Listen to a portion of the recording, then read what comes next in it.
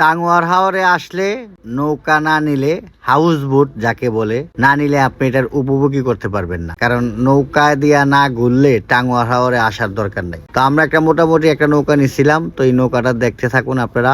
অল্প বাজেটেই নিছিলাম, কারণ অল্প সময়ের জন্য, কারণ আমরা তাড়াহুড়ো করে গেছি তো সবাই, যার কারণে এই নিছি।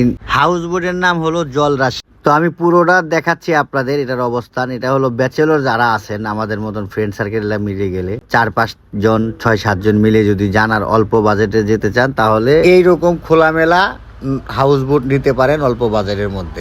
তো আমরা যারা যারা গেছি এদের মধ্যে কার কি অনুভূতি, এই বিষয়টা আপনাদের মধ্যে তুলে ধরবো। ভিডিওটা দেখতে থাকুন, অবশ্যই কন্টিনিউ করবেন। এই হাউস বোটে এসে অনুভূতিটা কি? না, এখন শান্তি লাগতেছে। বিষয়টা হলো 4-5 ঘন্টা মোটরসাইকেল রোদের মধ্যে চালাইয়া সবাই গিয়া এই হাউস বোট নিয়ে হাঁপাইয়া গেছি। সবাই গিয়াই রেস্টের মধ্যে পড়ে গেছে, বুঝছেন গাইস। এই জন্য কারো কোনো কথাবার্তা নাই, সবাই শুধু রেস্টে। এই যে দেখেন, বন্ধু নজরুল চলে আসছে, শাকিল চলে আসছে, মামুন চলে আসছে, আর ভেতরে যারা আছে তো আছেই। তো সবাই ভিডিওটা শেষ পর্যন্ত দেখবেন, খুব ভালো লাগবে, অবশ্যই কন্টিনিউ করেন। এই যে নাজিম বন্ধু চলে আসছে। তো আমরা এখান থেকে চলে যাব বারেকের টিলা, নীলাদ্রি লেক এবং মেঘালয় পাহাড় পর্বতের সামনে। তো ওখানে গিয়ে রাত কাটাবো। নেক্সট ভিডিওর জন্য অপেক্ষা করবেন আপনারা। কি বলবেন বলেন। ইনশাল্লাহ আমরা সুন্দরভাবে হাউস বোটে অবস্থান নিচ্ছি। এই মাত্র আমাদের হাউস বোট রওনা করছে টাঙ্গুয়ার হাওর হয়ে নীলাদ্রি হয়ে আমরা বারিকাটিলা হয়ে ইনশাল্লাহ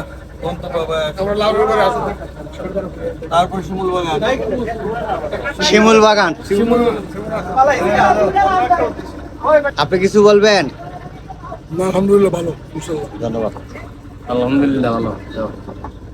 আসসালামু আলাইকুম। আমরা সুনামগঞ্জ ট্যাঙ্গর হাওয়ারে উদ্দেশ্যে রওনা দিলাম। সবাই দোয়া করবেন আনন্দ উপভোগ করার জন্য। আমরা 12-14 জন লোক বন্ধু বান্ধব সবাই একত্রিত হয়ে আমরা আসছি। নৌকার বোট রাত্রি যাপন করব, তারপরে আগামীকাল 12টা পর্যন্ত আমরা এই নৌকার মধ্যে থাকবো ইনশাল্লাহ। ধন্যবাদ। ধন্যবাদ আপনাকে।